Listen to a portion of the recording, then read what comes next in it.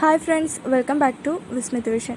So ഈ വീഡിയോയിലൂടെ share ചെയ്യുന്നത് +1 സപ്ലിമെൻ്ററി അലോട്ട്മെൻറ്റ് ജൂലൈ 2 മുതൽ സ്റ്റാർട്ട് ചെയ്യുകയാണ്. സോ അതിൻ്റെ ഡീറ്റെയിൽസും അതിനോടൊപ്പം ഈ അലോട്ട്മെൻറ്റ് ആർക്കൊക്കെ അപേക്ഷിക്കുവാൻ സാധിക്കും, അതുപോലെ ഈ ഫസ്റ്റ് സപ്ലിമെൻ്ററി അലോട്ട്മെൻറ്റിന് വേണ്ടി നമ്മളിനി പുതിയ അപേക്ഷ നൽകണോ തുടങ്ങിയ എല്ലാ ഡീറ്റെയിൽസും ഈ വീഡിയോയിലൂടെ ഷെയർ ചെയ്യുന്നതായിരിക്കും.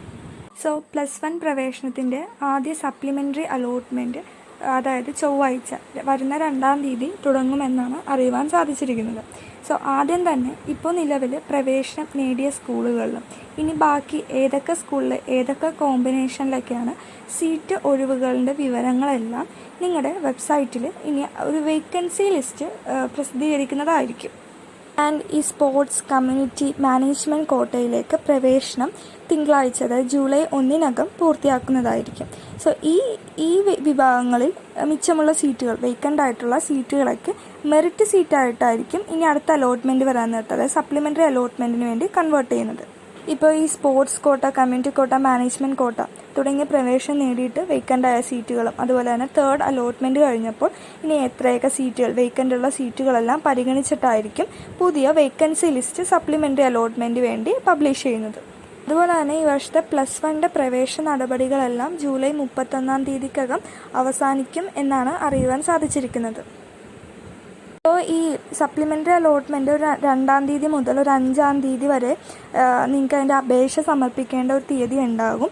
എന്നിട്ട് തൊട്ടടുത്ത ദിവസങ്ങളായ 8-ാം തീയതിയും 9-ാം തീയതി ആയിരിക്കും ഇതിൻ്റെ അഡ്മിഷൻ നടപടികൾ ഉണ്ടാകുന്നത്. സോ ഇതുമായിട്ടുള്ള നമുക്ക് സർക്കുലർ ഉടൻ തന്നെ പബ്ലിഷ് ചെയ്യുന്നതായിരിക്കും. ഇനി സപ്ലിമെൻ്ററി അലോട്ട്മെൻറ്റ് അപേക്ഷിക്കുവാൻ നേരത്ത് വേക്കൻ്റായിട്ടുള്ള വേക്കൻസി ലിസ്റ്റ് നോക്കിയിട്ട് വേണം അപേക്ഷിക്കാൻ വേണ്ടി. ഇപ്പം നിങ്ങൾ ആഗ്രഹിക്കുന്ന ആ പർട്ടിക്കുലർ സ്കൂളിൽ ആ കോഴ്സ് ഉണ്ടോ എന്ന് നോക്കിയിട്ട് വേണം അപേക്ഷിക്കാൻ വേണ്ടി. ഇനി ഇത് ആർക്കൊക്കെയാണ് അപേക്ഷിക്കേണ്ടതെന്ന് നോക്കാം. അതായത് മുൻ അലോട്ട്മെൻറ്റുകളിൽ അപേക്ഷിച്ചിട്ടും അലോട്ട്മെൻറ്റ് ലഭിക്കാത്ത വിദ്യാർത്ഥികൾക്ക് ഇതിനെ അപേക്ഷിക്കുവാൻ സാധിക്കും. ആൻഡ് അതുപോലെ തന്നെ ഈ എക്സാമൊക്കെ ജയിച്ച വിദ്യാർത്ഥികൾക്ക് ഈ ഘട്ട അലോട്ട്മെൻറ്റിൽ നിങ്ങൾക്കും അപേക്ഷിക്കാൻ അവസരമുണ്ട്. ഇനി ഇപ്പം മുൻപ് അപേക്ഷിച്ചതിൽ ഒരു തെറ്റ് മൂലം നിങ്ങളുടെ അപേക്ഷ മാറ്റിപ്പോയ വിദ്യാർത്ഥികൾക്ക് നിങ്ങൾക്ക് ഇനി പുതിയ അപേക്ഷ നൽകാൻ സാധിക്കുന്നതാണ്. ഇനി പുതിയ അപേക്ഷ നൽകണോ, അതായത് ഇപ്പോൾ അലോട്ട്മെൻറ്റ് ലഭിക്കാത്ത വിദ്യാർത്ഥികൾക്ക് ഇനി പബ്ലിഷ് ചെയ്യുന്ന വേക്കൻസി ലിസ്റ്റ് നോക്കിയിട്ട് വേക്കൻ്റായ സ്കൂളുകളുടെ ആ കോഴ്സും കോമ്പിനേഷനും നോക്കി വേണം ഇനി പുതിയതായിട്ട് നമ്മുടെ അപേക്ഷ പുതുക്കേണ്ടതാണ്. ഇപ്പം നിങ്ങൾ വെച്ചിരിക്കുന്ന സ്കൂളിലൊക്കെ മാറ്റിയിട്ട് ഇനി പുതിയ വേക്കൻസി ലിസ്റ്റ് നോക്കിയിട്ട് ആ സ്കൂളിലൊക്കെ ഉണ്ടോ എന്ന് നോക്കി നിങ്ങൾക്ക് ഇഷ്ടമുള്ള കോമ്പിനേഷൻ അനുസരിച്ച് നിങ്ങൾക്ക് പുതിയതായിട്ട് അപേക്ഷിക്കാവുന്നതാണ്. സോ ഇതുമായി റിലേറ്റ് ചെയ്തിട്ടുള്ള ലേറ്റസ്റ്റ് അപ്ഡേറ്റ് ചാനലിൽ അപ്ഡേറ്റ് ചെയ്യുന്നതായിരിക്കും. സോ വീഡിയോ നിങ്ങൾക്ക് യൂസ്ഫുൾ ആണെങ്കിൽ ചാനൽ സബ്സ്ക്രൈബ് ചെയ്യുക. അതുപോലെ തന്നെ മറ്റു വിദ്യാർത്ഥികളിലേക്ക് വീഡിയോ ഒന്ന് ഷെയർ ചെയ്ത് കൊടുക്കുക.